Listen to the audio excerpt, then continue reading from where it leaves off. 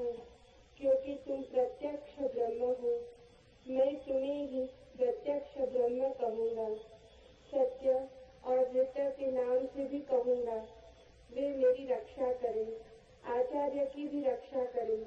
Om Shanti Shanti Shanti. This is the invocation of Shantikar. Om, let the sun be beneficent for us. Let Varuna be beneficent for us. Let Arya be beneficent for us. Let Indra and Brahaspati be beneficent for us. Let Vishnu be beneficent for us. Salutation to that Supreme, the Brahman. O air, salutations unto you, for you are the immediate Brahman, the Supreme. I shall call thee alone, the immediate Brahman. I shall also call thee as Rita and Satya, the law and the reality. Let them protect me. Let them protect the Acharya, the teacher. Om Shanti Shanti Shanti.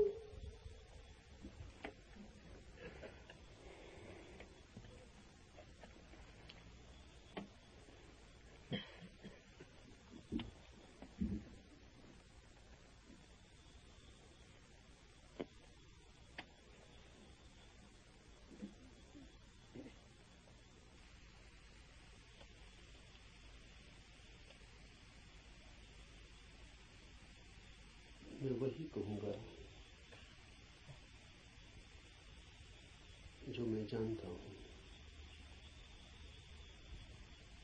वही कहूँगा जो आप भी जान सकते हैं। लेकिन जानने से मेरा अर्थ है जीना। जाना बिना जिए भी जा सकता है, तब ज्ञान होता है एक बोझ। उससे कोई डूब तो सकता है, उबरता नहीं। जानना जीवंत भी हो सकता है।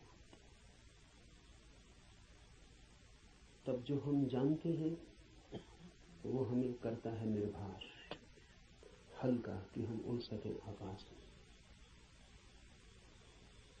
जीवन ही जब जानना बन जाता है तभी पंख लगते हैं, तभी जंजीरें टूटती हैं और तभी द्वार खुलते हैं अनंत के।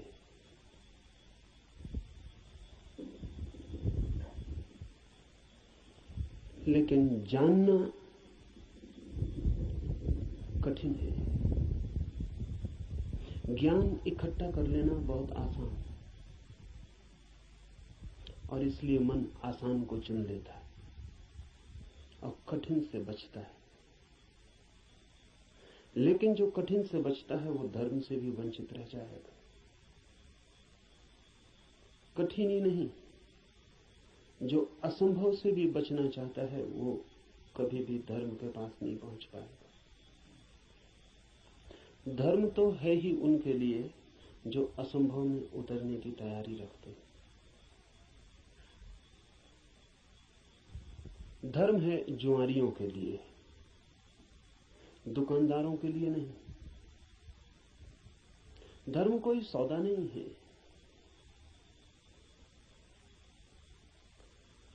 धर्म कोई समझौता भी नहीं। धर्म तो है दांव।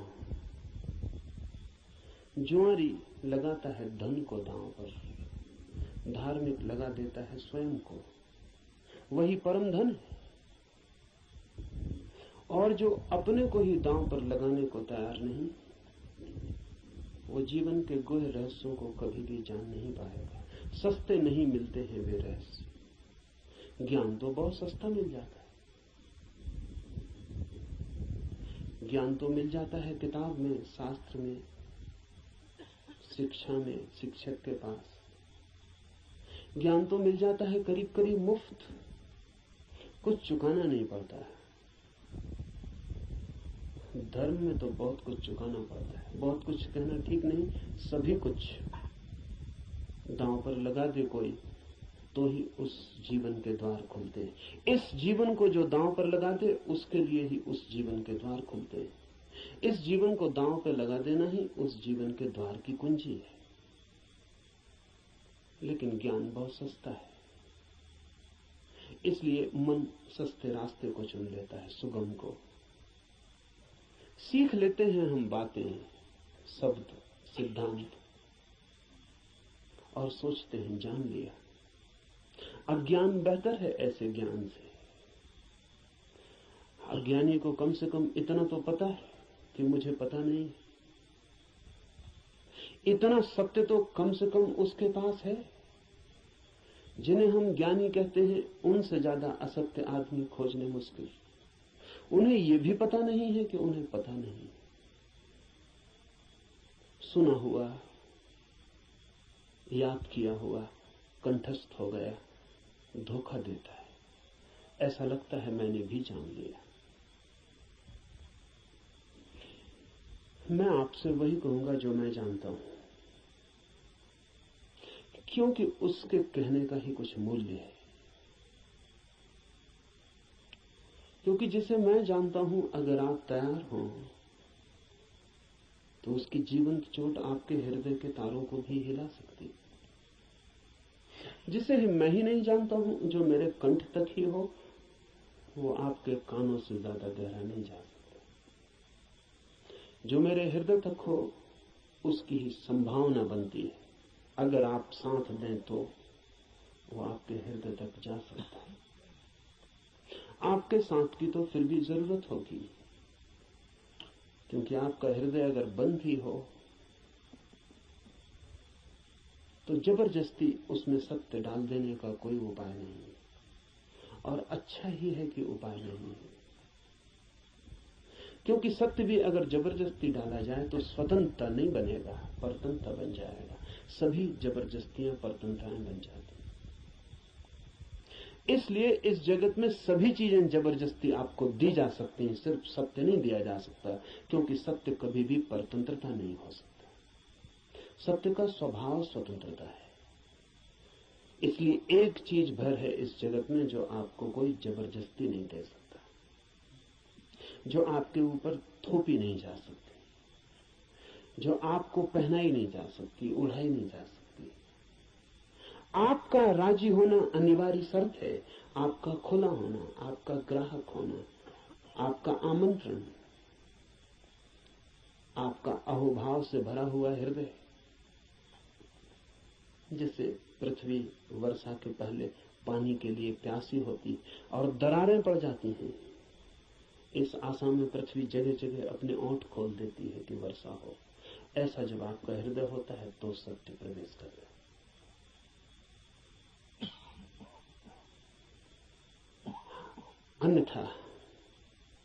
अन्यथा सत्य आपके द्वार से भी आकर लौट जाता है। बहुत बार लौटा है, बहुत जन्मों जन्मों में। आप कुछ नए नहीं हैं, इस पृथ्वी पर कुछ भी नया नहीं, सभी बहुत पुराने हैं। आप बुद्ध के चरणों में भी बैठ के सुने हैं, आपने कृष्ण को भी देखा है, आप जीसस के पास भी उठे बैठे हैं, लेकिन फिर भी वंचित रह गए, क्योंकि कभी भी आपका हृदय तैयार नहीं था। आपके पास से बुद्ध की सरिता बहती निकल गई है, महावीर की सरिता बहती निकल गई, आप प्यासे रह गए। आनंद रो रहा था जिस दिन बुद्ध के प्राण छूटने को थे और छाती पीट रहा था, और बुद्ध ने उससे कहा कि तू रोता क्यों है? जरूरत से ज्यादा मैं तेरे पास था 40 वर्ष, और अगर 40 वर्ष में भी नहीं हो पाई वो घटना, तो अब रोने से क्या होगा? मेरे मिटने से इतना परेशान क्यों हो रहा है? तो आनंद ने कहा है, इसलिए परेशान हो रहा हूं कि आप मौजूद थे और मैं न मिट पाया। अगर मैं मिट जाता तो आपको मेरे भीतर प्रवेश मिल जाता। 40 साल नदी मेरे पास बहती थी और मैं प्यासा रह गया, और अब मैं रोता हूं क्योंकि जरूरी नहीं है कि ये नदी कब किस जन्म में दोबारा मुझे मिलेगी।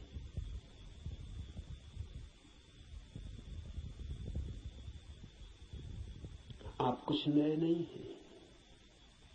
आपने बुद्धों को दफनाया, महावीरों को दफनाया, जीसस, कृष्ण, क्राइस्ट, सबको आप दफना के जी रहे हैं।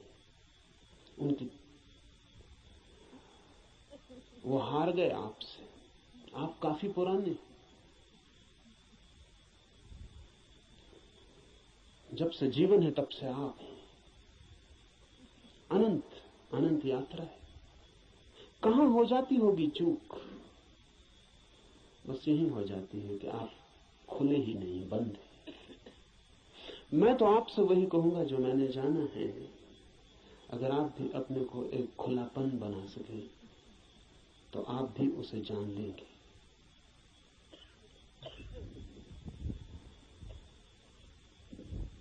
और ऐसा नहीं है कि कोई कठिनाई है बहुत, एक ही कठिनाई है और वो आप हैं। कुछ लोग कुतूहल से चलते हैं, जैसे राह चलते बच्चे पूछ लेते हैं इस वृक्ष का नाम क्या है, और अगर आप उत्तर न दें तो तत्क्षण भूल जाते हैं कि उन्होंने पूछा भी था। वो दूसरी बात पूछने लगते हैं कि ये पत्थर यहां क्यों पड़ा है।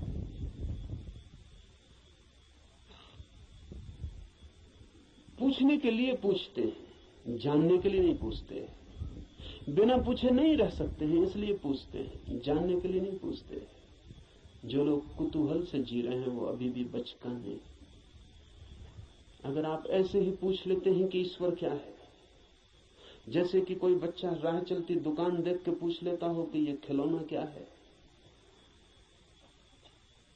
तो आप अभी बच्चे हैं। और बच्चा तो माफ किया जा सकता है, आप माफ नहीं किए जा सकते। कुतूहल नहीं चलेगा। धर्म कोई खिलवाड़ नहीं है बच्चों का। और फिर उत्तर भी मिल जाए तो उससे कोई प्रयोजन नहीं है। बच्चे का मजा पूछने में है। उसने पूछा, यही उसका मजा है। आप उत्तर देंगे भी तो उस उत्तर में उसे कोई बहुत रस नहीं है। क्या बात? मनस्विद कहते हैं कि बच्चे नया नया बोलना सीखते हैं तो अपने बोलने का अभ्यास करते हैं पूछ पूछ कर। जैसे बच्चा नया नया चलना सीखता है तो बार बार उठ के चलने की कोशिश करता है, बोलना सीखता है तो बार बार बोलने की कोशिश करता है। इसलिए बच्चे एक ही बात को कई दफा कहते हैं। इसलिए कई दफा कहते हैं क्योंकि उन्हें बोलने का एक नया अनुभव, एक नया आयाम मिला है। उस नए आयाम में वे तैर के अभ्यास कर रहे हैं। इसलिए कुछ भी पूछते हैं, कुछ भी बोलते हैं। अगर आप भी धर्म की दुनिया में कुछ भी पूछ रहे हैं, कुछ भी बोल रहे हैं, कुछ भी सोच रहे हैं और कोई गहरी जिज्ञासा नहीं है, बस कुतूहल है, तो अभी आप और कुछ बुद्धों को दफनाएंगे। अभी और न मालूम कितने बुद्धों को आपके साथ मेहनत करनी पड़ेगी।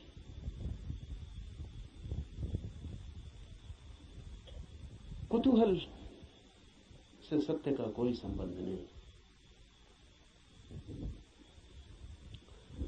कुछ लोग कुतूहल से थोड़ा आगे बढ़ते हैं और जिज्ञासा करते हैं। जिज्ञासा में थोड़ी ज्यादा गहराई है, लेकिन बस थोड़ी ज्यादा। जिज्ञासा भी बहुत गहरी नहीं, वो भी उथली है, क्योंकि जिज्ञासा है केवल बौद्धिक। और बुद्धि भी ऐसी है जैसी खाज होती है, खुजलाएं तो थोड़ा रस आता है। ऐसा बुद्धि को भी खाज होती रहती। ईश्वर है, आत्मा है, मोक्ष है, ध्यान क्या है, करने के लिए नहीं। ईश्वर क्या है, जानने के लिए नहीं, चर्चा के लिए, बातचीत के लिए।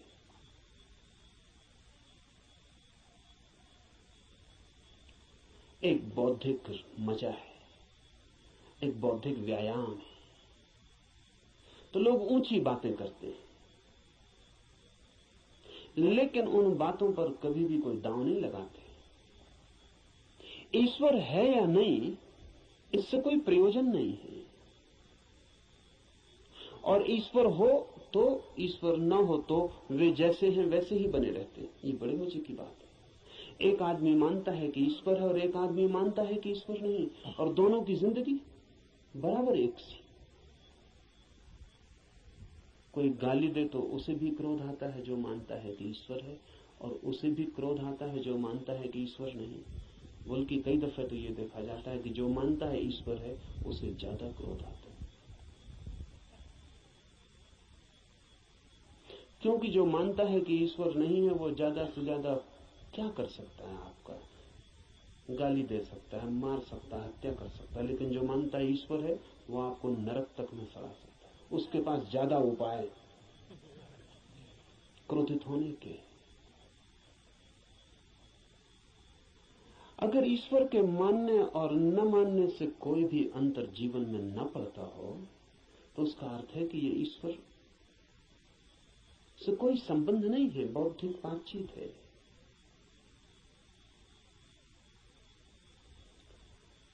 ऐसी जिज्ञासा हो तो आदमी दार्शनिक हो जाता है, चिंतन मनन करने लगता है, शास्त्र अध्ययन करने लगता है, बहुत सिद्धांत इकट्ठे कर लेता है, पक्ष में विपक्ष में सोच लेता है, वाद विवाद करता है, शास्त्रार्थ करता है, लेकिन जीता कभी नहीं।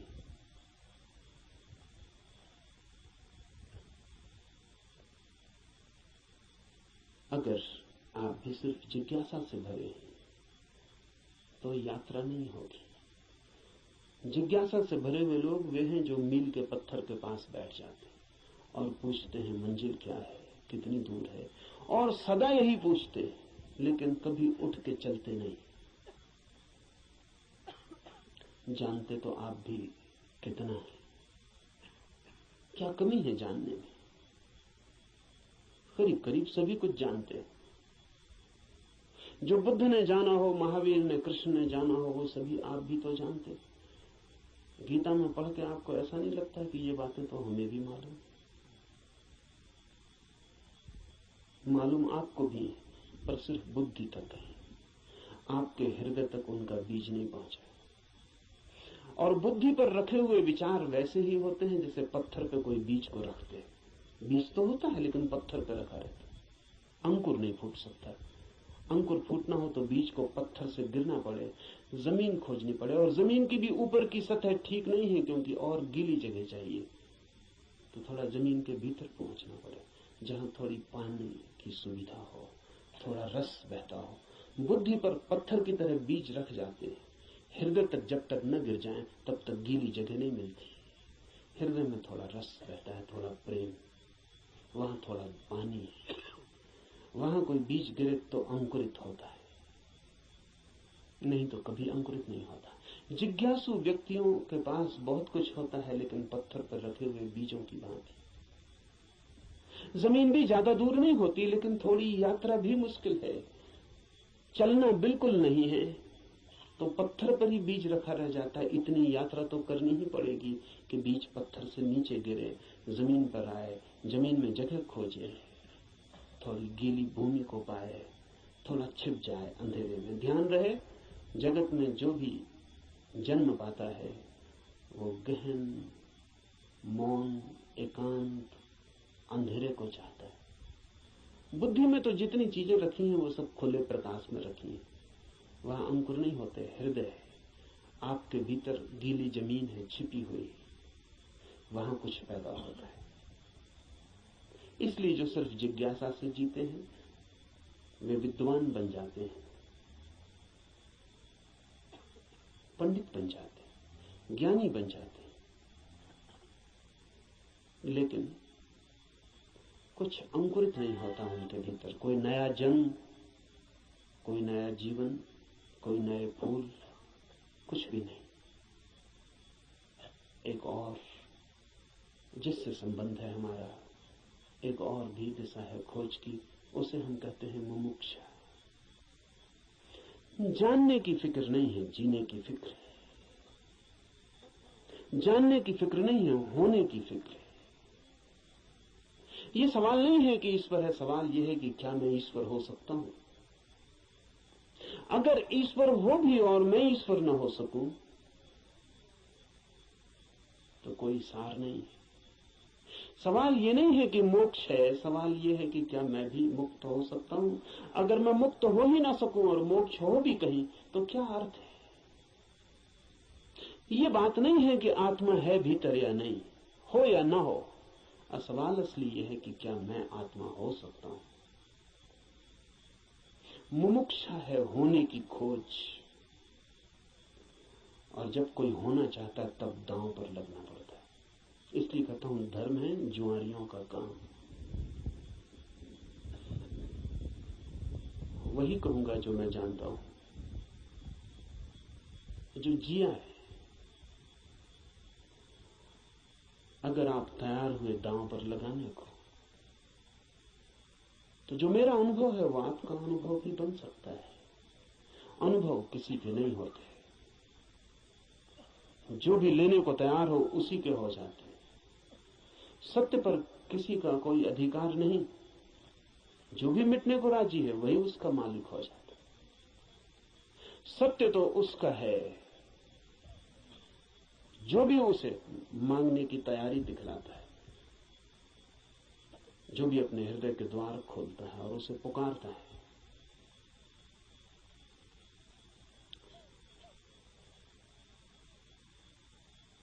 इस उपनिषद को इसीलिए चुना है। ये उपनिषद अध्यात्म का सीधा साक्षात्कार है। सिद्धांत इसमें नहीं है, इसमें सिद्धों का अनुभव है। इसमें उस सब की कोई बातचीत नहीं है जो कुतूहल से पैदा होती है, जिज्ञासा से पैदा होती है। नहीं, इसमें तो उनकी तरफ इशारे हैं जो मुमुक्षा से भरे हैं, और उनके इशारे हैं जिन्होंने पा लिया है। कुछ ऐसे लोग भी हैं कि जिन्होंने नहीं पाया, लेकिन फिर भी मार्गदर्शन देने का मजा नहीं छोड़ पाते। मार्गदर्शन में बड़ा मजा है। सारी दुनिया में अगर सबसे ज्यादा कोई चीज दी जाती है तो वो मार्गदर्शन है, और सबसे कम अगर कोई चीज ली जाती है तो वो भी मार्गदर्शन है। सभी देते हैं, लेता कोई भी नहीं। जब भी आपको मौका मिल जाए किसी को सलाह देने का तो आप चूकते नहीं। जरूरी नहीं है कि आप सलाह देने योग्य हो, जरूरी नहीं कि आपको कुछ भी पता हो जो आप कह रहे हैं, लेकिन जब कोई दूसरे को सलाह देनी हो तो शिक्षक होने का मजा छोड़ना बहुत मुश्किल हो जाता है। शिक्षक होने में मजा क्या है? आप तत्काल ऊपर हो जाते हैं मुफ्त में, और दूसरा नीचे हो जाता है। अगर कोई आपसे दान मांगने आए तो 2 पैसे देने में कितना कष्ट होता है, क्योंकि कुछ देना पड़ता है जो आपके पास है। लेकिन सलाह देने में जरा भी कष्ट नहीं होता, क्योंकि जो आपके पास है ही नहीं उसको देने में कष्ट क्या है। आपका कुछ खो ही नहीं रहा है, बल्कि आपको कुछ मिल रहा है, मजा मिल रहा है, अहंकार मिल रहा है। आप भी सलाह देने की हालत में हैं आज, और दूसरा लेने की हालत में। आप ऊपर हैं, दूसरा नीचे।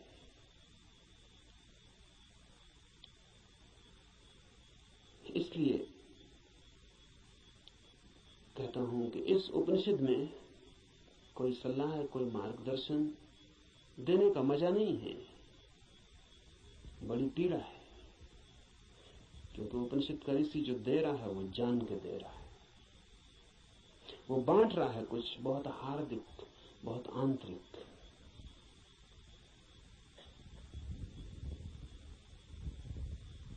संक्षिप्त इशारे हैं लेकिन गहरे हैं,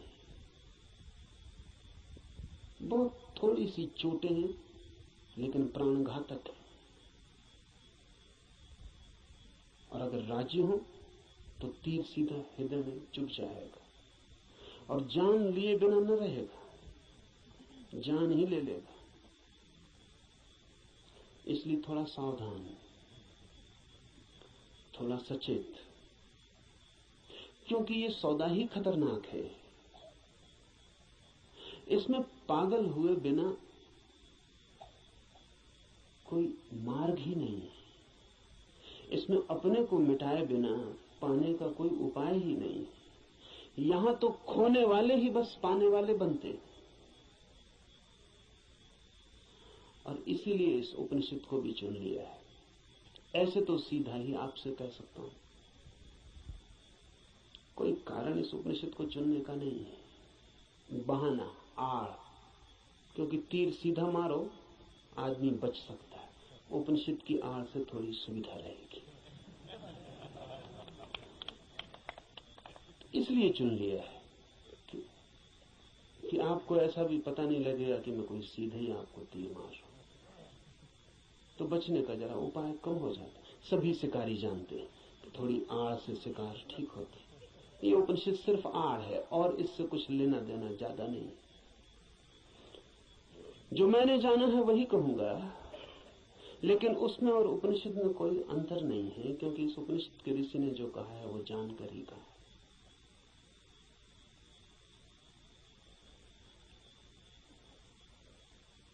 यह उपनिषद अध्यात्म की सूक्ष्मतम रहस्यों का उद्घाटन है। लेकिन अगर मैं उपनिषद पर ही बात करता रहूं तो डर है कि बात ही रह जाए। इसलिए चर्चा तो पृष्ठभूमि होगी। इस चर्चा के साथ साथ प्रयोग, जो कहा है, जो इस ऋषि ने देखा है या जो मैं कहता हूं मैंने देखा है, उस तरफ आपके चेहरे को मोड़ने की कोशिश, उस तरफ आपकी भी आंखें उठाने, उस तरफ आपकी भी आंखें उठाने का प्रयास, वही मुख्य होगा। उपनिषद की बात तो सिर्फ हवा पैदा करने के लिए होगी कि आपके चारों तरफ वे तरंगें पैदा हो जाएं, कि आप भूल जाएं 20वीं सदी को, पहुंच जाएं उस लोक में जहां ये ऋषि रहा होगा। मिट जाए ये जगत जो चारों तरफ बहुत बेरौनक और बहुत कुरूप हो गया है, और याद आ जाए उन दिनों की जब ये ऋषि जिंदा रहा होगा। एक हवा, एक वातावरण, बस उसके लिए उपनिषद, पर उतना काफी नहीं है। जरूरी है, काफी नहीं है।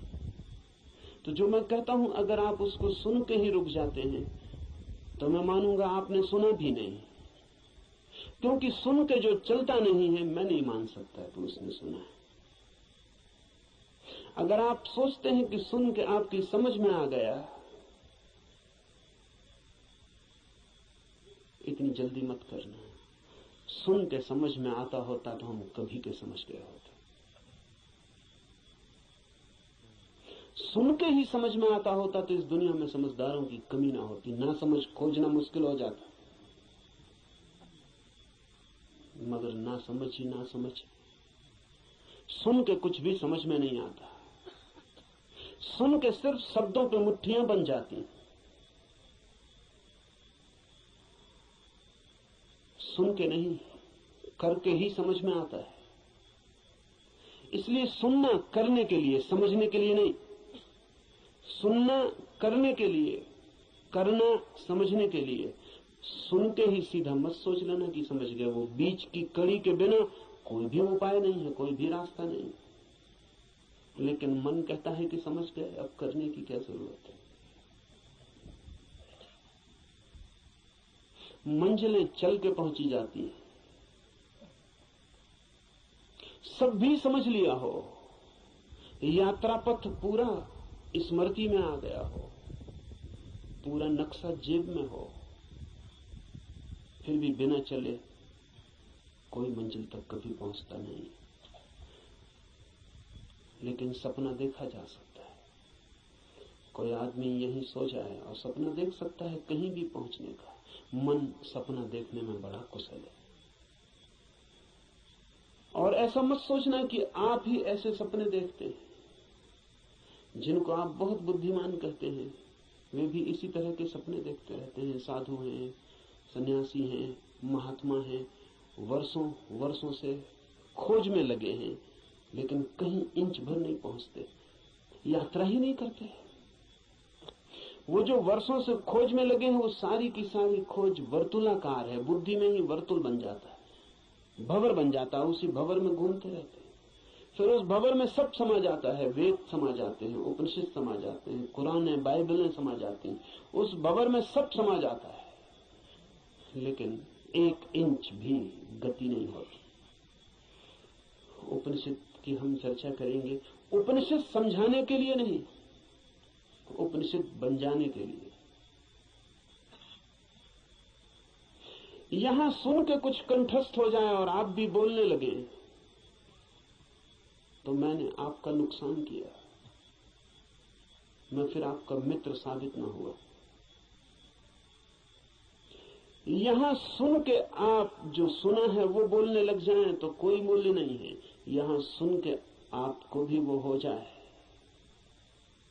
आप भी वो देख लें, वो आंख आपकी भी खुल जाए तो भी ऐसा समझे। एक कवि गीत गाता है किसी फूल के संबंध में। गीत में बड़ा माधुर्य हो सकता है, छंद हो सकता है, लय हो सकती है, संगीत हो सकता है। गीत की अपनी खूबी है, लेकिन गीत कितना ही गाए उस फूल को और कितना ही गुनगुनाए तो भी गीत गीत है, फूल नहीं। और लाखों गति और लाखों छंद तो भी गीत गीत है, फूल की सुगंध नहीं। और आप उसी गीत से तृप्त हो जाएं तो आप भटक गए।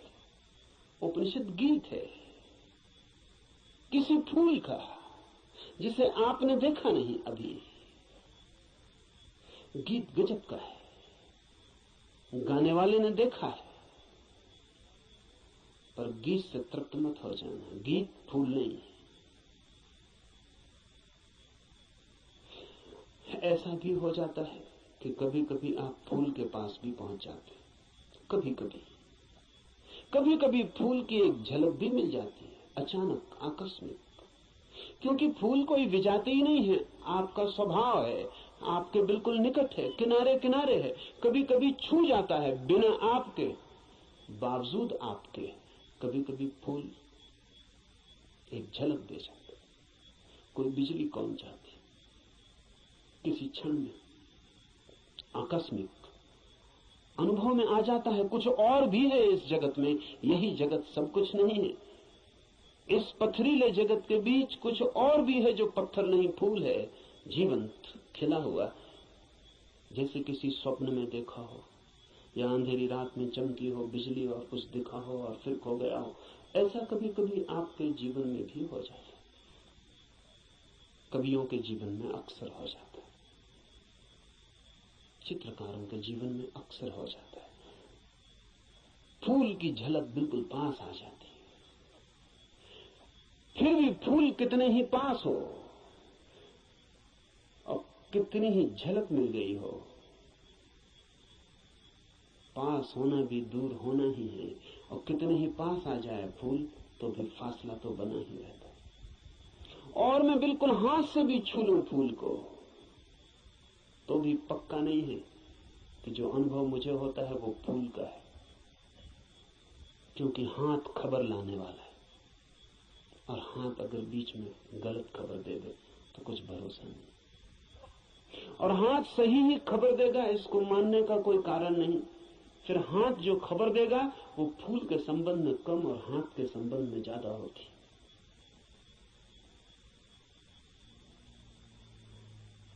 फूल ठंडा मालूम पड़ता है, जरूरी नहीं कि फूल ठंडा हो सकता है हाथ गर्म हो, इसलिए फूल ठंडा मालूम पड़ता है। खबर हाथ के संबंध में, क्योंकि खबर जब भी किसी माध्यम से आती तो सापेक्ष होती है, पक्का नहीं हुआ जा सकता। पोपोफ का मैं एक संस्मरण पढ़ रहा था।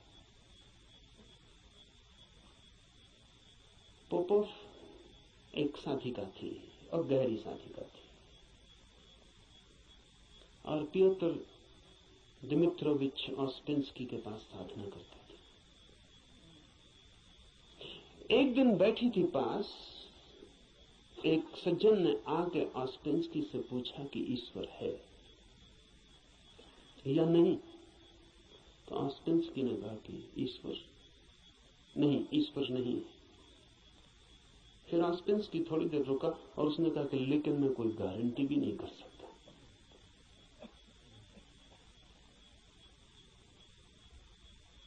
क्योंकि जो भी मैं जानता हूं वो सब माध्यम से जाना गया है। कभी आंख से देखा है लेकिन आंख का भरोसा क्या, कभी कान से सुना है लेकिन कान गलत सुन सकते हैं, कभी हाथ से छुआ है लेकिन हाथ का क्या कहना। अभी तक सीधा नहीं देखा है, अभी तक आमने सामने नहीं हुआ हूं, इसलिए कोई गारंटी भी नहीं। अभी तक जो भी जाना है उसमें मुझे ईश्वर का कोई अनुभव नहीं हुआ, लेकिन जरूरी नहीं कि ईश्वर न हो। इससे सिर्फ मेरी खबर मिलती है कि मेरे अनुभव क्या है, इसलिए मैं कोई गारंटी नहीं कर सकता कि नहीं ही है। इसलिए मुझ पर भरोसा करके मत रुक जाए, खोजना। जब भी माध्यम से कुछ घटता है तो भरोसे का नहीं। अगर फूल के बिल्कुल पास भी पहुंच जाएं तो भी आंख देखती है, हाथ छूते हैं, सुगंध नाक में आती है, ये भी दूरी का अनुभव है। तो कभी कभी कोई कवि उस परम फूल के इतने पास पहुंच जाता है तो उसकी गीत में उतर आती है गूंज उसकी, लेकिन फिर भी बुद्ध नहीं है वो, महावीर नहीं है वो। महावीर कौन है, बुद्ध कौन है? बुद्ध है वो चैतन्य जो फूल ही हो गया। इतनी भी दूरी न रही कि फूल को देखा हो, फूल ही हो गया। फूल होकर ही पूरी तरह जाना जा सकता है क्या है। उपनिषद के ऋषि की बात है, गीत है किसी फूल के संबंध में, उसे गुनगुनाना, मिठास है बड़ी उसमें, स्वाद है उसमें बहुत, लेकिन वो फूल नहीं है, गीत ही है। अगर प्रयास करेंगे तो कभी कभी झलक भी मिलेगी। मेरे पास लोग आते हैं, वो कहते हैं ध्यान में बड़ी झलक मिली, लेकिन फिर खो गई। अनंत प्रकाश हो गया था, फिर खो गया। आनंद ही आनंद हो गया था, लेकिन अब कहां है? अब खोजते हैं और नहीं मिलता। झलक का मतलब है पास पहुंच गए थे, झलक तो खो ही जाएगी। इसलिए ध्यान ज्यादा से ज्यादा झलक ही दे सकता है। उस पर भी मत रुक जाना कि उसी झलक को पकड़ के बार बार खोजते रहना है। ध्यान का तो मूल्य ही इतना है कि झलक मिल जाए, फिर आगे जाना है समाधि में, ताकि आप फूल ही हो जाएं।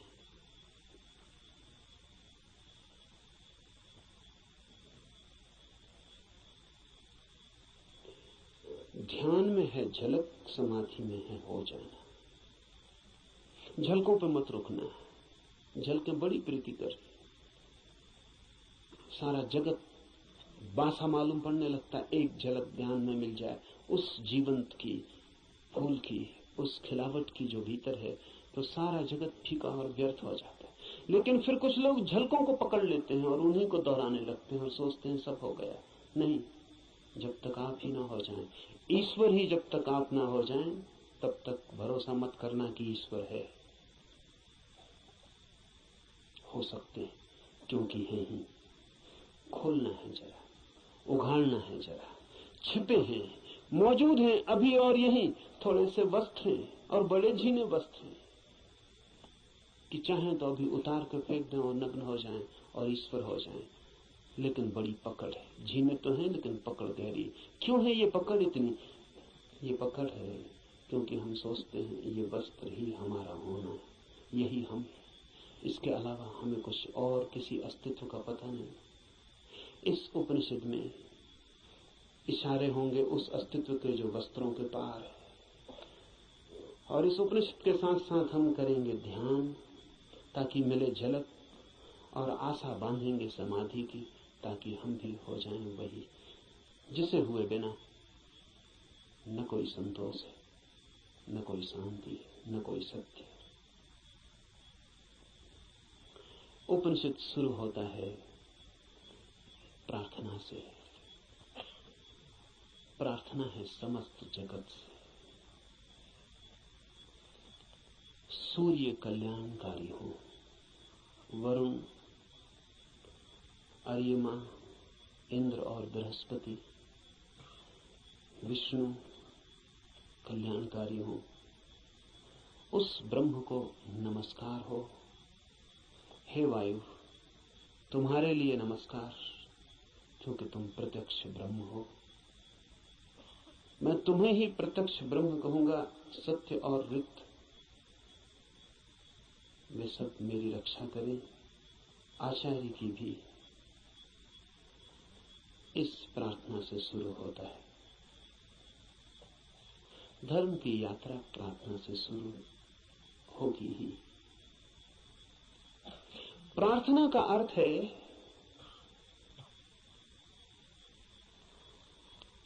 आस्था, आशा। प्रार्थना का अर्थ है इस सारे जगत के साथ हमारे जुड़े हुए होने का भाव। प्रार्थना का अर्थ है मुझ अकेले से क्या होगा। मुझ अकेले से होता तो हो गया होता। मुझ अकेले से तो क्षुद्र भी नहीं सध पाया। चाहा था धन मिल जाए वो भी नहीं मिला, चाहा था पद मिल जाए वो भी नहीं मिला। कैसी कैसी चाहें की थी, बड़ी छोटी थी, वे भी पूरी ना हुई। मुझ अकेले से तो संसार भी ना सधा। तो सत्य की ये महायात्रा मुझ अकेले से हो सकेगी? अकेले अकेले तो मैं संसार में भी हार गया हूं। सभी हारे हुए हैं संसार में। जो जीते हुए दिखाई पड़ते हैं वे भी बस वे दूसरों को जीते हुए दिखाई पड़ते हैं, खुद तो बिल्कुल हारे हुए।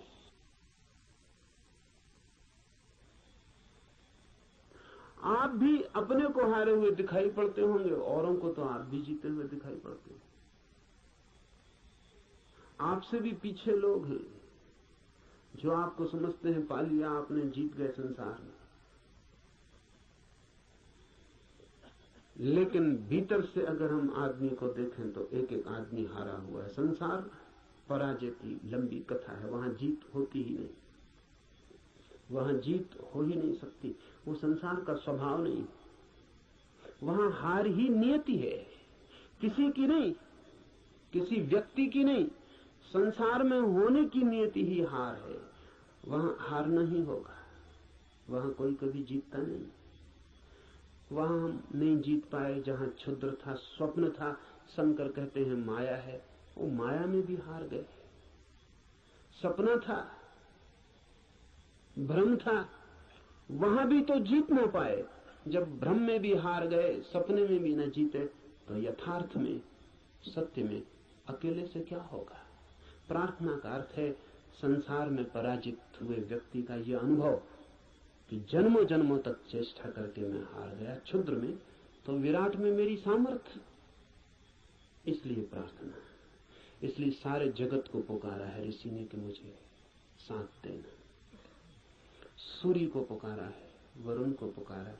ये सब नाम है, प्रतीक है जीवन की समस्त शक्तियों की। सूर्य को पहले पुकारा है क्योंकि सूर्य हमारा जीवन है, उसके बिना हम नहीं होंगे। हमारे भीतर सूर्य ही जीता है, जलता है। उधर सूर्य बुझ जाए, यहां हम बुझ जाए। सूर्य ही हमारा प्राण है, इसलिए पुकारा। कहा वायु को नमस्कार है।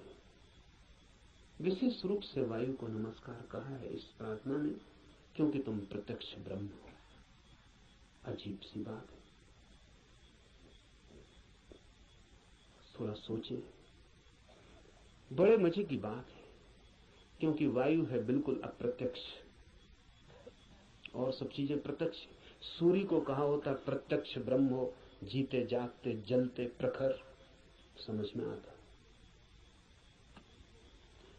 सूर्य को नहीं कहा प्रत्यक्ष ब्रह्म, कहा वायु को जो बिल्कुल दिखाई पड़ती नहीं, बिल्कुल अप्रत्यक्ष। कहां है प्रत्यक्ष वायु? सिर्फ अनुमान है कि है, लगता है कि है, भासता है कि है, दिखाई तो पड़ती नहीं। आंख के सामने कहां है? प्रत्यक्ष का मतलब है आंख के सामने है। जो आंख के सामने वायु बिल्कुल नहीं है, पत्थर पहाड़ सब आंख के सामने, वायु नहीं है। लेकिन ऋषि कहता है, हे वायु नमस्कार तुम्हें, क्योंकि तुम प्रत्यक्ष ब्रह्म हो। इसलिए कहा कि वायु जैसे दिखाई नहीं पड़ती और है, और आंख को दिखाई नहीं पड़ती फिर भी आंख को छू रही है प्रतिपल। ऐसा ही परम सत्य है, दिखाई नहीं पड़ता, छू रहा है प्रतिपल। वायु दिखाई नहीं पड़ती क्योंकि हमारे पास देखने वाली आंख नहीं है। वायु तो यहां है, वायु के बिना तो हम भी नहीं हो सकते। वही तो हमारी श्वास में हमें संभाले, उसका ही आवागमन तो हमारा सारा जीवन है, जो इतने निकट है। श्वास है जो हमारी, वो भी दिखाई नहीं पड़ती क्योंकि हमारे पास आंखें बड़ी स्थूल है। तो हम जो बहुत मोटा मोटा है, स्थूल स्थूल है, वो देख लेते हैं, जो सूक्ष्म है वो हमें दिखाई नहीं पड़ता। वायु सूक्ष्मतम है, हमारे सामने मौजूद है, भीतर मौजूद है, बाहर मौजूद है, रोए रोए में मौजूद है और दिखाई नहीं पड़ती। इसलिए कहा कि तुम प्रत्यक्ष ब्रह्म हो, तुम ठीक ब्रह्म जैसी हो, वो भी यहां मौजूद है और दिखाई नहीं पड़ता। और रोए रोए में वही समाया है, रोआ रोआ वही है, और फिर भी उसका कोई पता नहीं चलता। इसलिए वायु को नमस्कार किया है कि हम वायु को तो जानते हैं, ब्रह्म को नहीं जानते। वायु से एक धागा जोड़ा है कि ब्रह्म में ठीक वायु जैसा है। इसलिए मैं तुम्हें प्रत्यक्ष ब्रह्म कहूंगा। ऋषि कहता है वायु को सत्य और ऋत के नाम से भी कहूंगा, क्योंकि तुम ठीक उस जैसी हो जो है और जिसका हमें पता नहीं, जो हम स्वयं हैं और जिसका हमें पता नहीं, जो अभी और यहां सदा से मौजूद है और हमें उसका पता नहीं।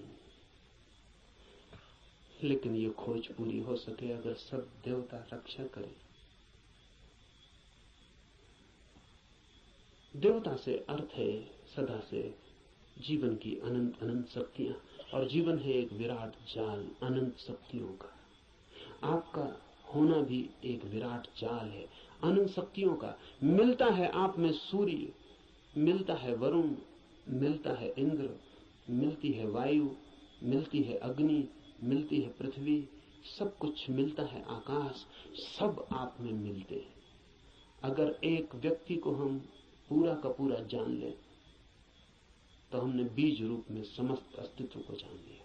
सब कुछ उसमें है, सबका दान उसमें है, सब मिलकर ही उसका अस्तित्व है। इन सबकी सहायता की प्रार्थना है, लेकिन क्या सूर्य सहायता करेगा?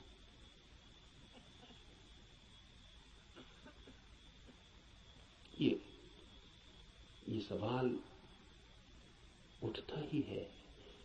प्रार्थना भी की तो क्या सूर्य सहायता करेगा? प्रार्थना भी की तो क्या वायु सहायक हो जाएगी?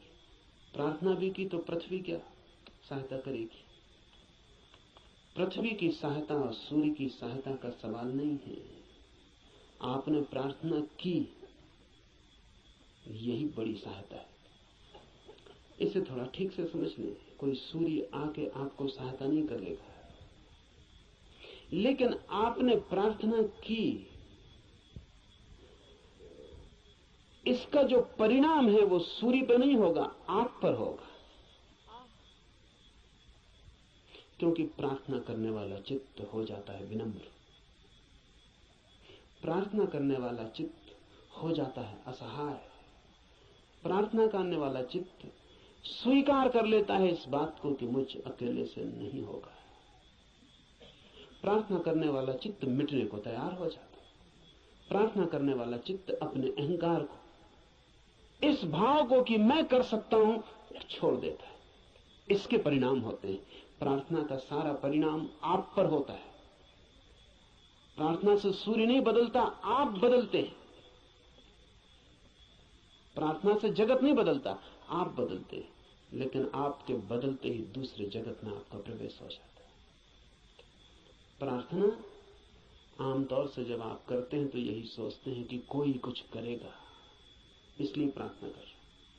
न, प्रार्थना है एक उपाय, एक डिवाइस। हाथ तो आप जोड़ते हैं किसी और के सामने, लेकिन जो परिणाम होता है वो होता है भीतर, जिसने हाथ जोड़े हैं उस पर। इसलिए बड़ी कठिनाई होती है अगर आप वैज्ञानिक के सामने कहें कि हे सूर्य सहायता कर, तो वो कहेगा मूर्खता की बात है। क्या सूर्य तुम्हारी सहायता करेगा? कब किसकी सहायता की? कि हे इंद्र वर्षा कर, पागल हो गए हो? प्रार्थनाओं से कहीं वर्षाएं हो गई। वैज्ञानिक ठीक कहता है, न तो सूर्य आपकी सुनेगा, न बादल आपकी सुनेगी, न हवा आपकी सुनेगी, कोई आपकी नहीं सुनेगा। लेकिन आपने पुकारा, ये आपको बदल जाएगा। आपने कितने जोर से पुकारा, उतनी गहरी हूक आपके भीतर प्रवेश हो जाएगी। अगर आपके पूरे प्राण पुकार उठे तो आप दूसरे ही आदमी हो जाएंगे। इसलिए है प्रार्थना।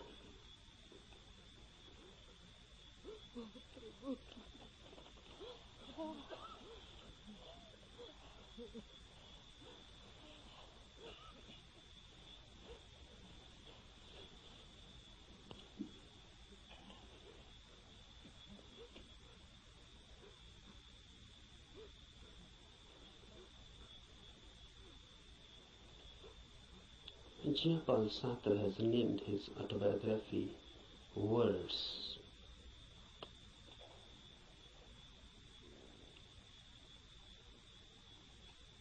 This christening of his autobiography as Words is significant, deeply significant. Really, everybody's biography is just words and nothing else. Because what is your mind? Words and words and words. If you analyze the mind, then what you are? Just words. A long sequence, a long procession of words.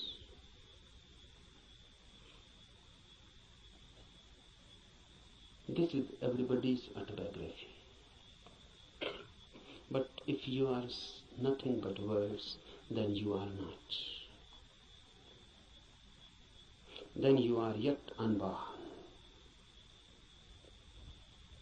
Then you are yet to exist authentically. Because words are just words, sounds.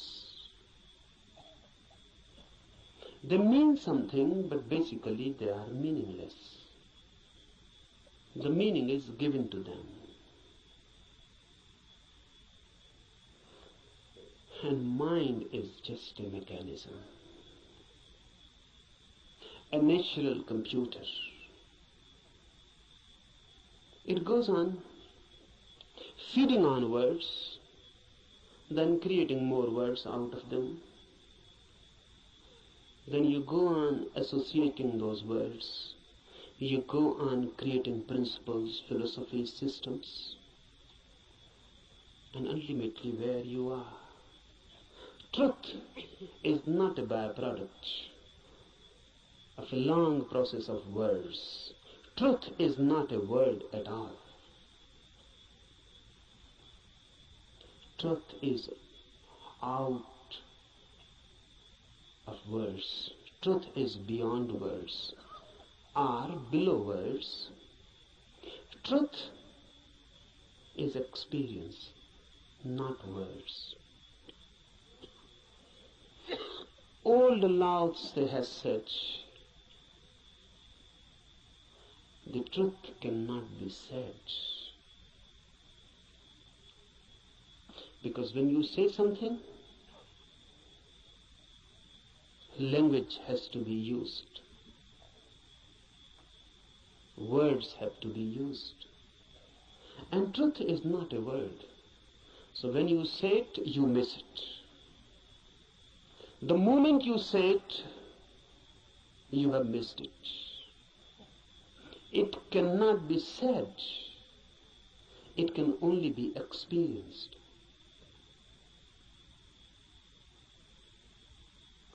It can only be lived. Unless you live it, you cannot know it. But we know. That's the problem. Rather, we know too much. We know more than enough. What's our knowledge? Words accumulated. You can accumulate them logically, rationally. You can create and edifice a beautiful system. Just as you can make a house with playing cards. But you cannot live in it. It is house just as a name. You cannot live in it. Out of words you can create a palace, a system, a philosophy, but you cannot live in it.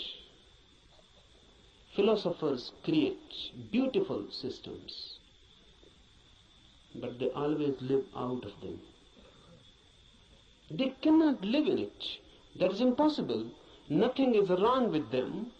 The very system is such that it cannot be lived. One Immanuel Kant, or some Hegel,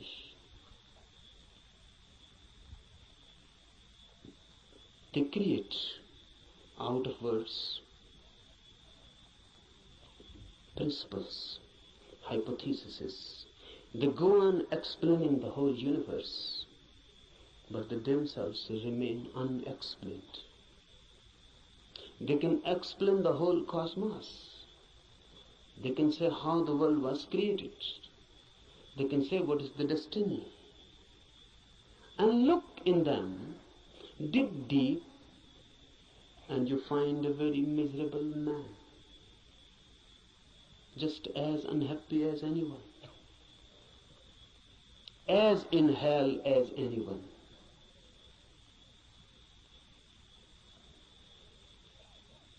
Don't believe in words. They are the greatest deception created by humanity. And word has become our world. We live in it, we eat it, we ride on it. The word beats in our hearts and the word circulates in our blood. We are just a collection, a big collection of words. Mind is very miser about words. It goes on accumulating.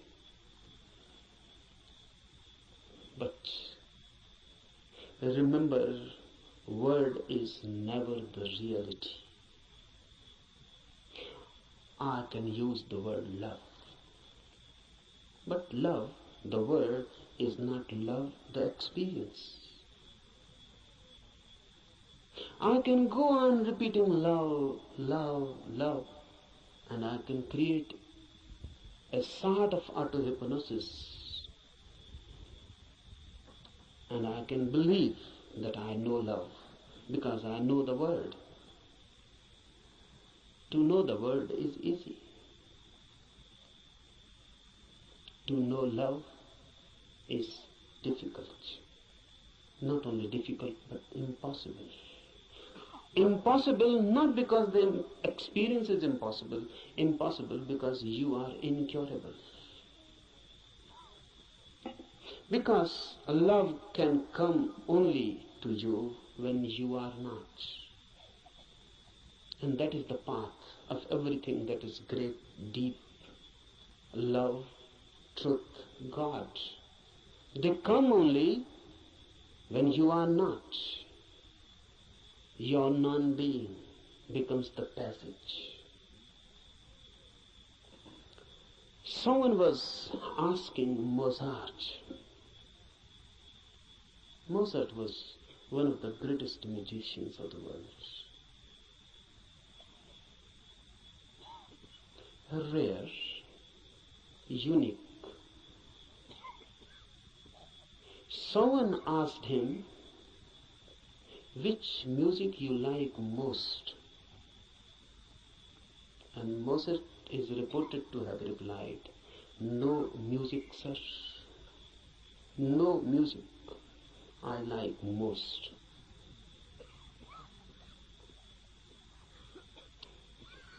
Difficult to understand, difficult to penetrate in, but very significant. The reply is just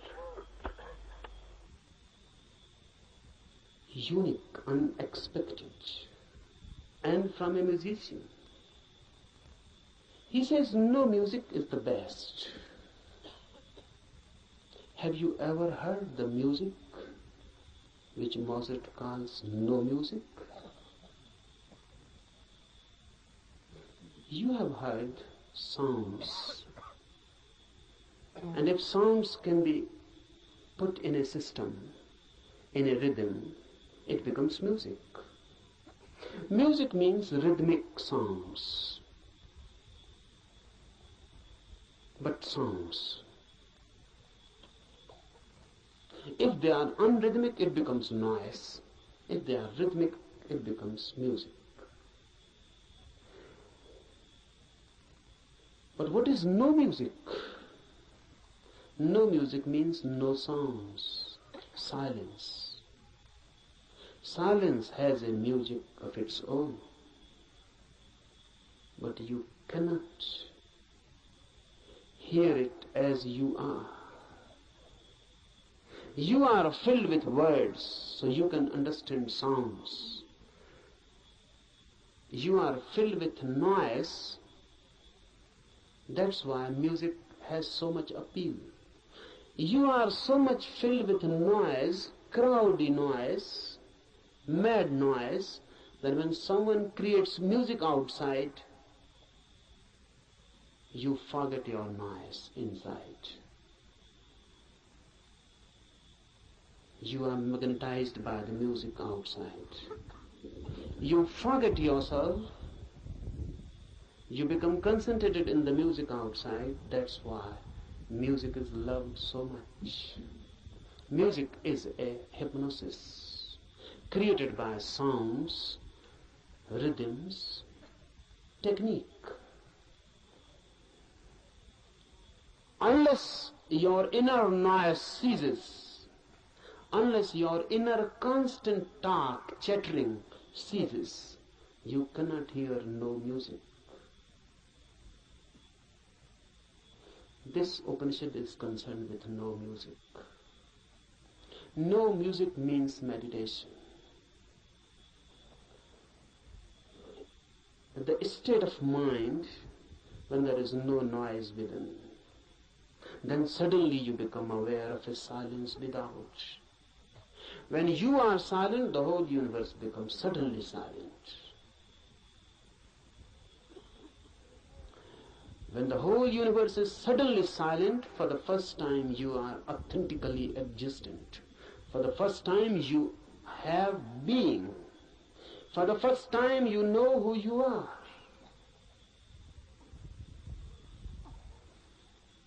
No music is meditation. No noise inside creates the possibility, the situation in which you can hear the soundless silence which is everywhere, just here and now. It is there, but you are chattering inside. You cannot hear it. You are too much engaged, too much occupied. It cannot penetrate you. Become silent, and silence begins to penetrate you. And when your silence and the silence of the universe meet, you have encountered God. You have come face to face. This is what is meant by immediate Brahma. Immediate experience of the divine, when your silence meets the silence of the universe. When these two silences meet, they become one. Because two silences cannot be two. Remember this. Two noises are two. Two silences cannot be two, because there is nothing in between them which can become a wall, which can become a division. Two silences immediately become one. They cannot remain two, because where is the point which can divide them? So when your inner silence meets the silence of the universe, you are no more, neither is the universe. A new oneness. You explode into a new oneness. You are Brahma, not encountering really, because there is no other. Note this point, because Upanishads are the first teachings in the world which say you cannot see God.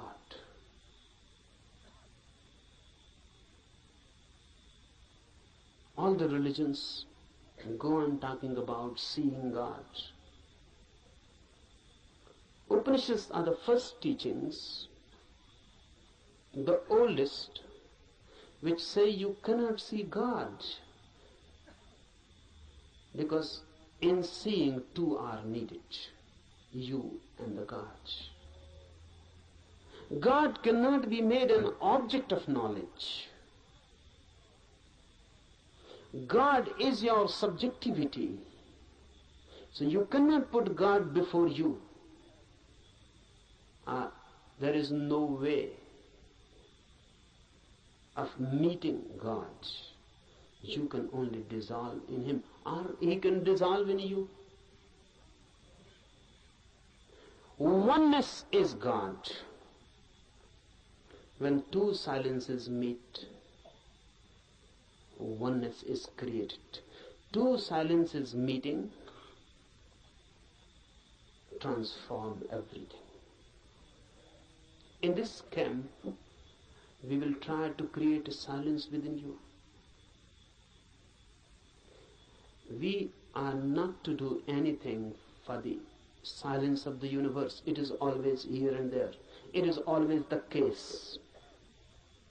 Only you are missing your silence. Once you can gain your silence, suddenly you are transformed into a different world, in a different being. You are no more the same. The old man is dead and a new is born. Creating of this inner silence is all that is meant by meditation.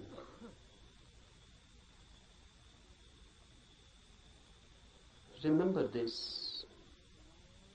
We are not interested in teachings. Teachings are of no use in themselves unless they are practiced. We are interested in this Upanishad only as a practical device. The Upanishad is not for me some doctrine to be believed, or some system to be believed, or some philosophy to be believed. Upanishads are practical guides. They believe not in changing your mind, but in changing you. They are not concerned with any change of your ideology. They are concerned with you directly, with your being. Remember this, knowing is your periphery and being is your center. Knowledge is added to you, being can never be added. Being is that which you are already. Knowledge is that which goes on being added to you. And it happens, unfortunately, it happens for many, that their being becomes just more and more burdened with their knowledge. Knowledge is going to be piled up on you by the society, by culture, by everything. Knowledge is utilitarian. It is needed. So everyone goes on accumulating knowledge. Knowledge is power. It gives you energy, particularly to move in the world, to act in the world. It helps. It is instrumental. But if you become too much identified with this knowledge, you forget that you are more than what you know. Then you forget that you are pillars to your knowledge. Then you forget that your foundational being is not your knowing. What you know is just your memory. How to penetrate this knowing and to reach the innermost center which you are. Silence, no music, non-chattering, no inner talk. But how to do it? It is difficult. It is difficult because you can start a new talk inside. How to stop it? How to meditate? You can start a new talk. That will not do. The way to do is to throw this inner nonsense out completely. To go through a catharsis. Whatsoever goes on in, make it out, throw it, express it. If you can throw all your mind out, you create a space within. In that space, silence happens. So, we are not going here to sit silently with closed eyes and making an effort to stop the inner talk, the inner noise. You cannot do that way. You can only add something more to it. Your efforts for stopping anything inside will create more noise. So here we will be concerned with the technique of expression, not suppression. We will be throwing the mind out. Throw it out completely. Throw it out so much that inside no mind happens. Even for a single moment you can find inside there is no mind, no talk, no words. You have tasted something of the beyond. Immediately, you are in tune with the infinite. This we are going to do. This is not a camp for teaching anything. I'm not going to teach you something. I'm going to help you to grow into something, to be something different. Cooperate with me, because unless you cooperate, nothing can be done. This cooperation is not only needed from you, you must ask, you must request, you must invite and pray,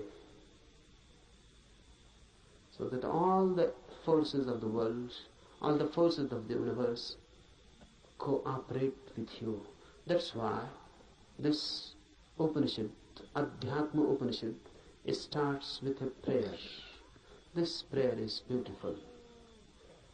Om, let the sun be beneficent for us, and Varun, and Aryama, and Indra, Brihaspati, and all be beneficent for us.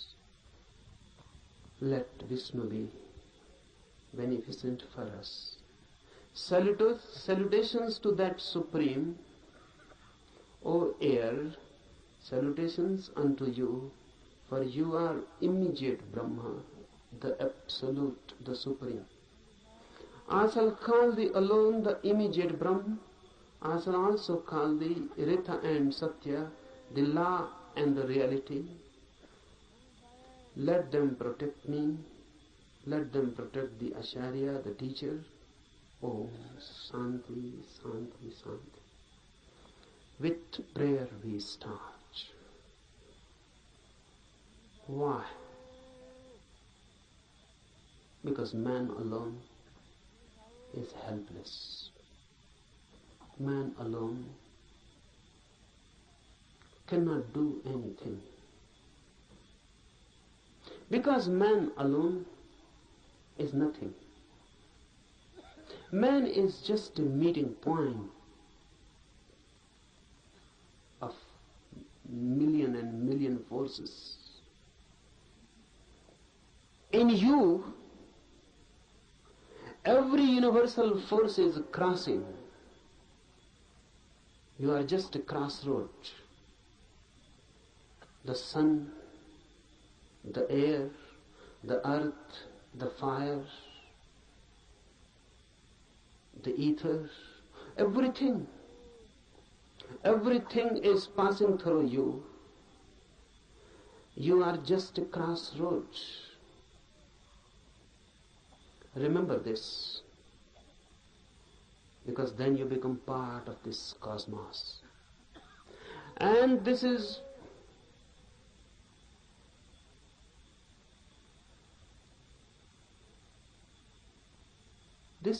very significant to remember, because the modern mind thinks itself to be isolated, not in tune with the universe, but in conflict, in a struggle. The Western attitude has always been of a struggle, conflict.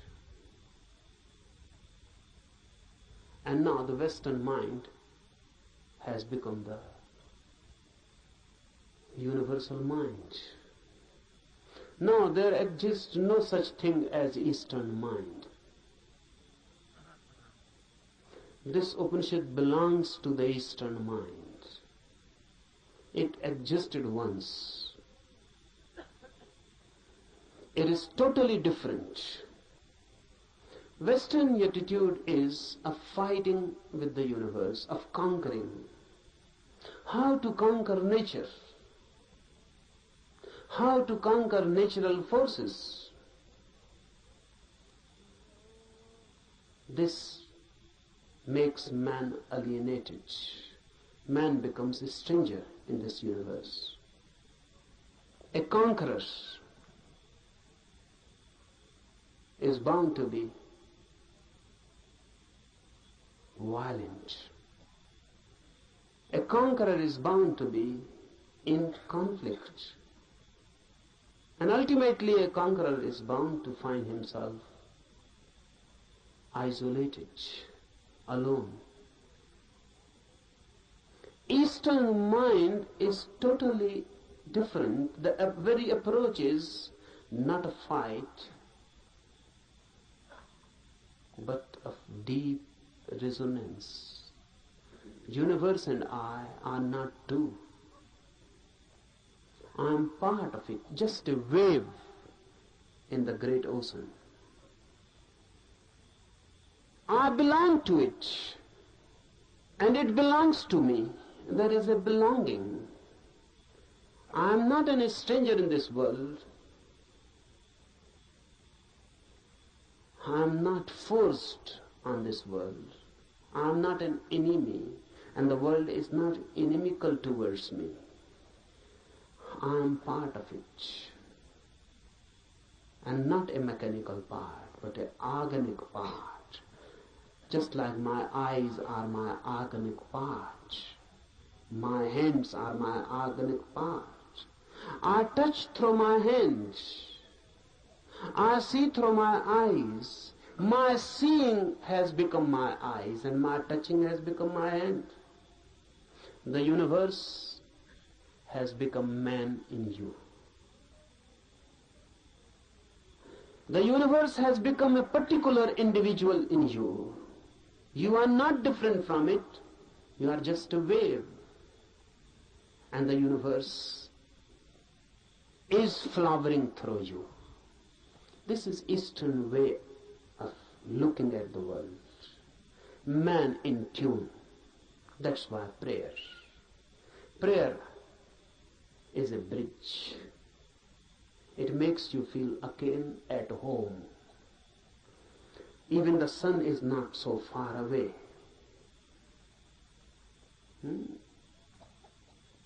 The Upanishad says, let sun be beneficent to us.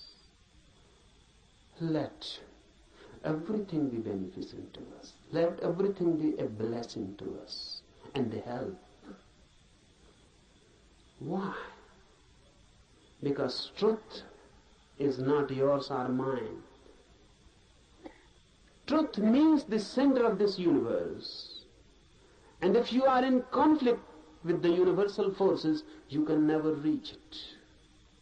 Only in a deep friendship, deep intimacy, the universe opens its doors for you. So prayer is just creating a forgotten intimacy. Look at it in this way. A child is born. The moment a child is born, he is separated from his mother.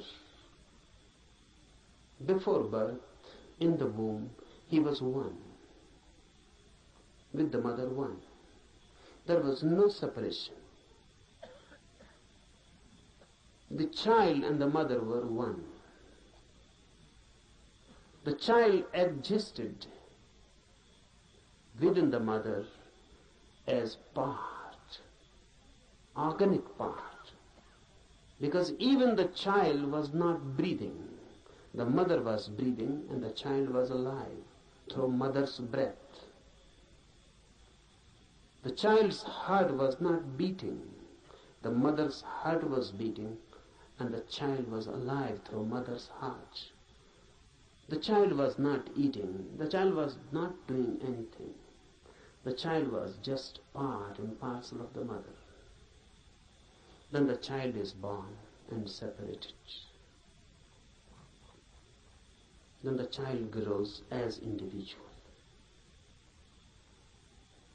Away and away the child goes from the mother. The same happens with human consciousness.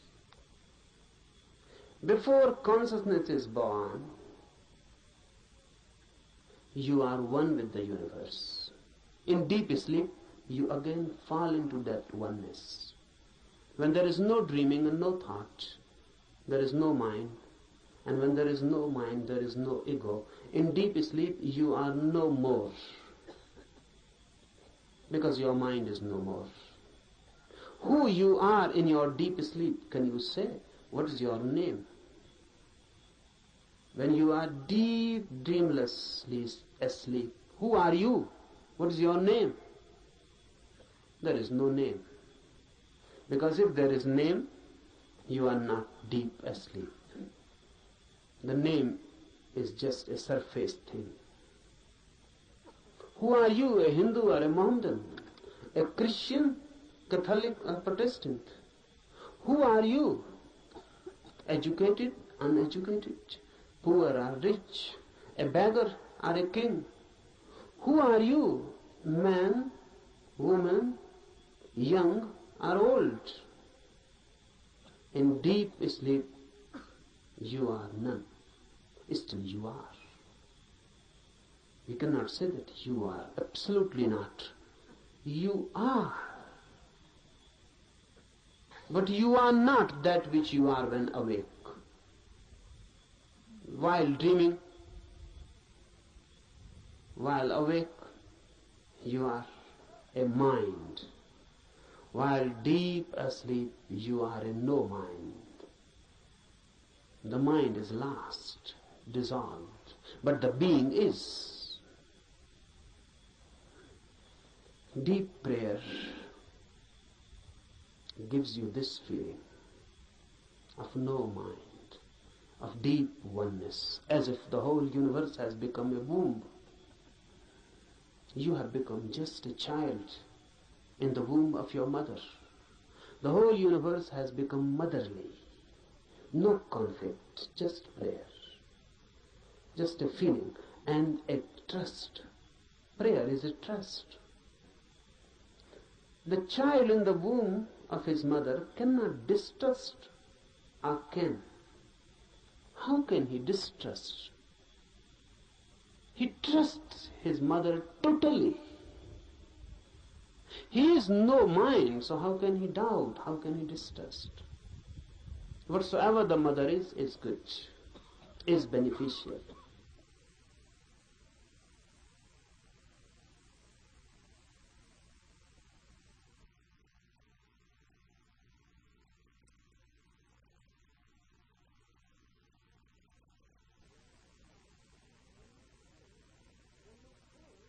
When you pray, you are throwing yourself back into a motherly universe.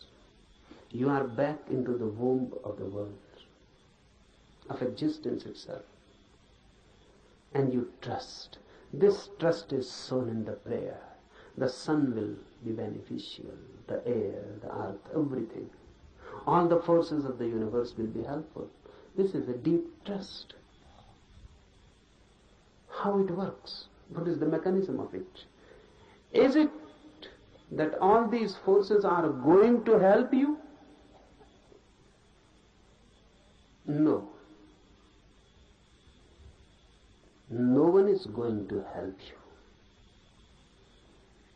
But the moment you create this trusting, this prayer attitude, this prayerful attitude, once you create this bridge, all the barriers are withdrawn. Those barriers were created by you, now they are withdrawn. You are not in fight. You are ready to surrender. You are not going to conquer. You are ready to surrender. You are ready to withdraw your ego. They are not going to help you positively, but now negatively. All the problems, all the barriers, all the hindrances that were bound to be created by your ego will not be created anymore.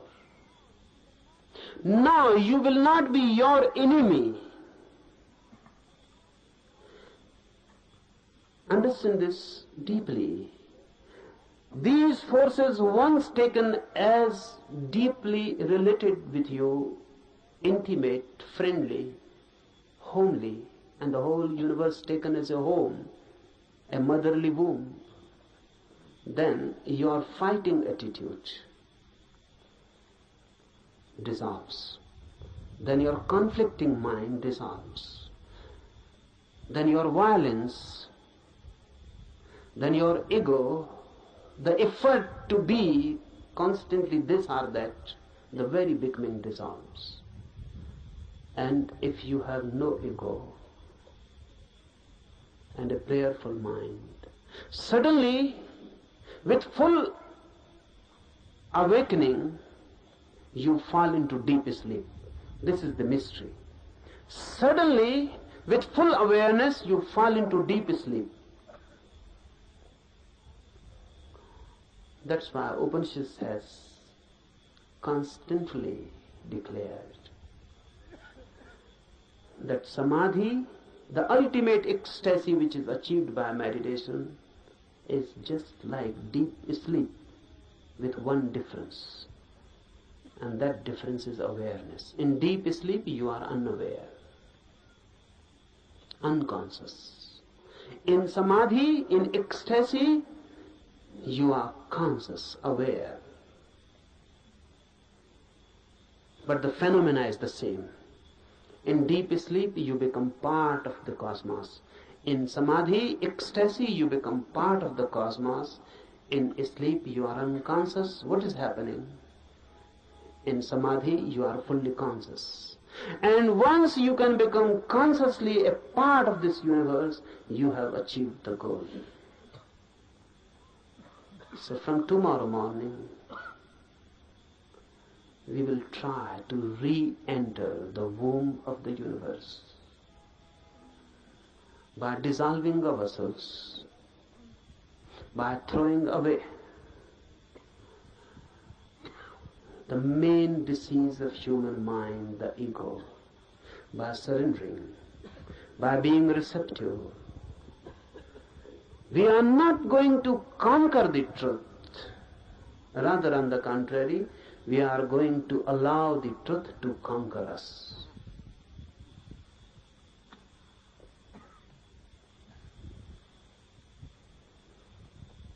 Now, some instructions for the morning meditation.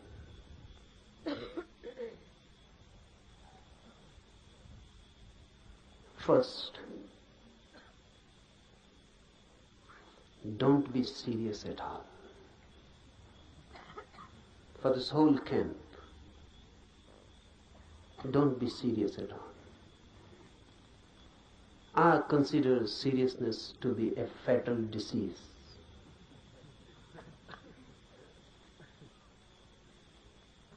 So please don't try to be long faces. Why I particularly say this? Because religious people are usually trying to be that.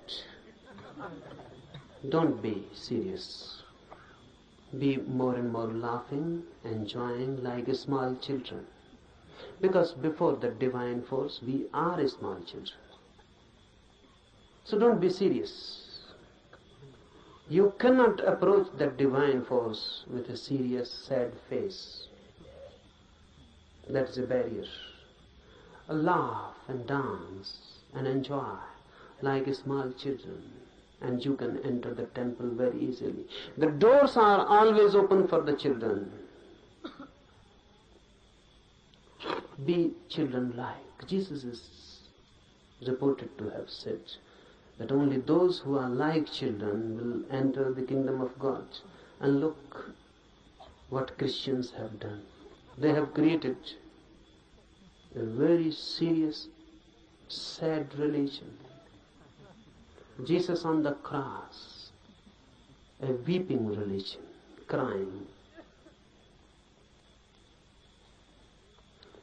Christians say Jesus never laughed. This is unbelievable.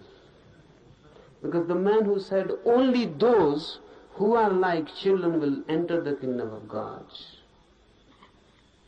cannot be believed that he never laughed.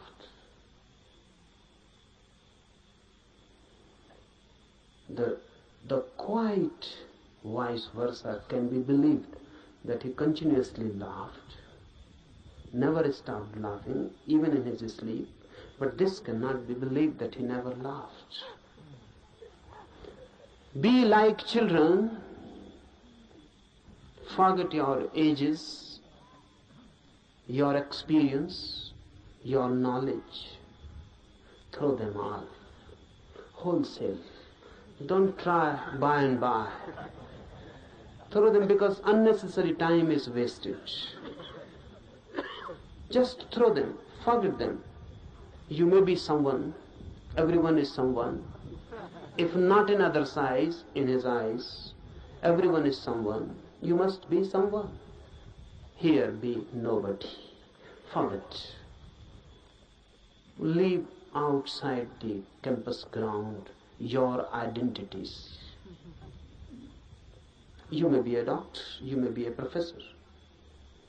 Leave all these diseases outside. You may be a rich man, you may be a politician. There are thousands and thousands types of diseases. Please leave them outside. Here come like small children. Then something is possible. Otherwise, nothing.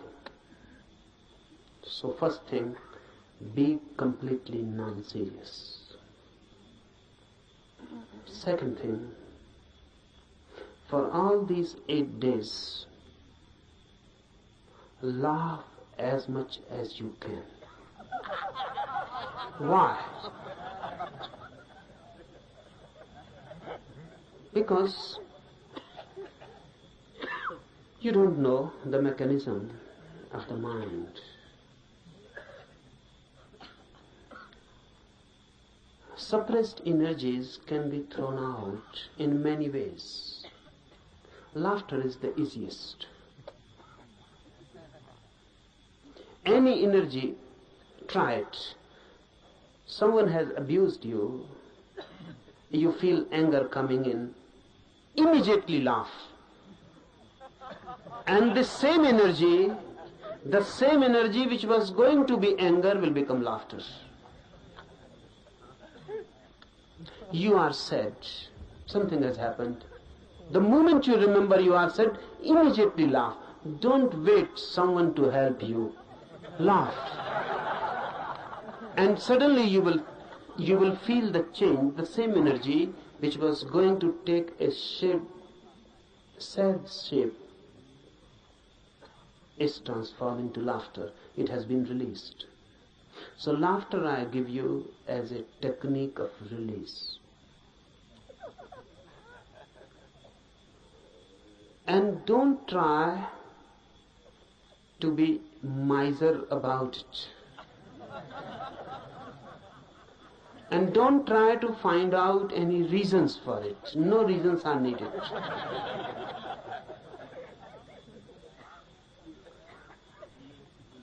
Take it as a help for meditation.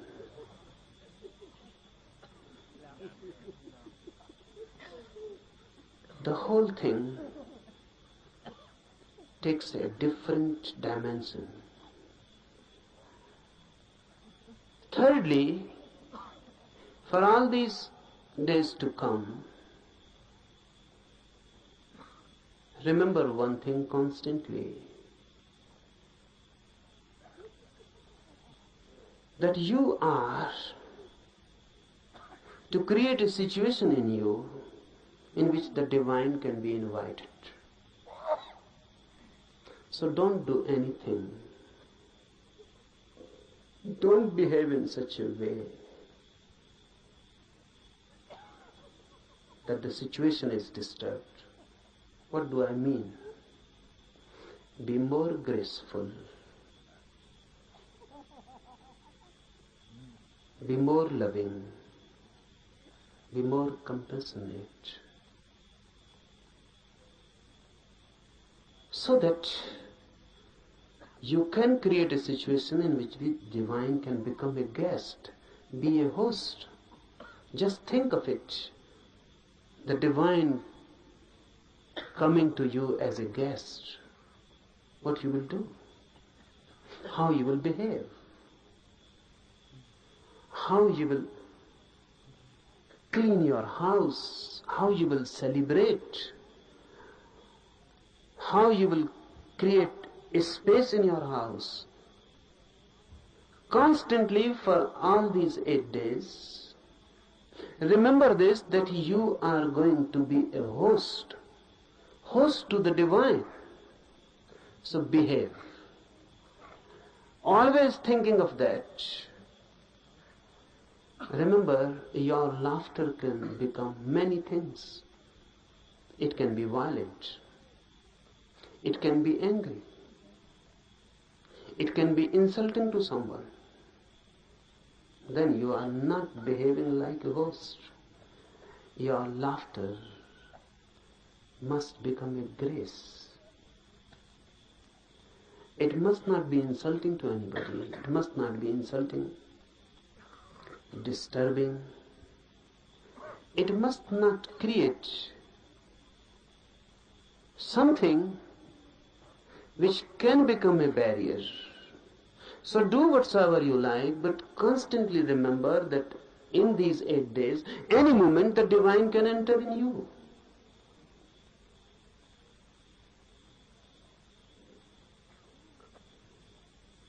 Any moment the divine can enter. So remember that you are ready to receive. Don't talk much, fourthly. Don't talk much. If you can be silent completely, that's better. If you cannot be, then less and less talk. Be telegraphic. Use as many words are absolutely necessary. That will conserve energy. Our talking is much a wastage. Conserve energy. Don't talk. Don't read. In the morning we will be doing meditation, in the afternoon, in the night. The remaining time, be more and more silent, happy, blissful. Sit somewhere, don't waste time in talking, and just wait. Remember this word, wait. Everyone knows the meaning, but no one knows the experience. Sometimes when you really wait, you are waiting for your beloved or your lover to come. You are a different man. A different quality enters in you. You are waiting for your beloved. Someone passes by the door, you just become eyes. The whole energy is transformed into eyes. Someone knocks on the door, you become attentive. The beloved may have come. Even the rustling of the leaves outside, dry leaves falling on the ground, and you feel the beloved has come. You are constantly alert. Alert, but not tense. Alert, but waiting.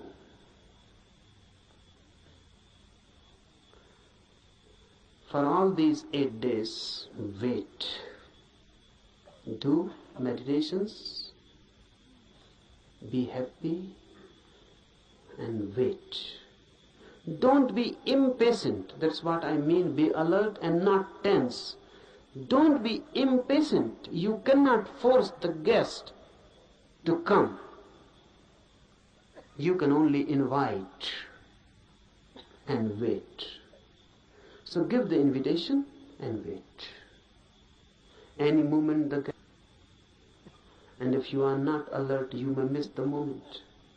Any moment the guest can come, and you are angry and talking to someone else, you may miss him. Any moment the phenomena is possible, but if you are not there, you may miss for lives. No one can say when the next moment of such opportunity will come. Wait. And lastly, meditation needs you in your totality. Nothing less will. If you withhold something and just do it half-heartedly, it is better not to do it, because the whole effort is useless. You will be simply tired and nothing will happen. So unnecessarily, why tire yourself? If you are half in it, you will be tired. And if someone feels tired, remember this and find out you will be half in it. If you are totally in it, you will be refreshed, not tired. This is the difference. If you are totally in it, nothing has been retained, nothing has been withheld. You were in it totally. The doer was not standing outside, the doer had become the doing. Then you will come out of his fresh like the dew in the morning, fresh like a rose just opening, fresh, full of energy, light, dancing, blessed. And not only blessed, in such a state of mind that you can bless others. But that happens only when you are totally in it. It never happens when the minor part has moved. Then there is a tension between you standing and between you moving. Then you have become two. Then you are split. That split, that inner tension between two, creates tiredness. You feel exhausted, not vitalized.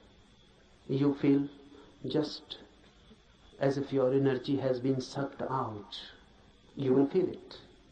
So whenever you feel it, go deep and ask, are you split into two, divided? The effort that do, either stop completely, don't do. That's better. Because you are not deceiving yourself. It is honest. Or be totally in it, move in it. When you move totally in it, it has a different quality. Suddenly, there is no tension, no conflict, no struggle within. Your whole being has gone into it. And you have never gone into anything as total. You have not loved as total. You have not done anything as total, always partial. That's why your life is just moment exhausted. You feel just dying every moment. No beauty, no flowering out of it, just death. Out of life, only death.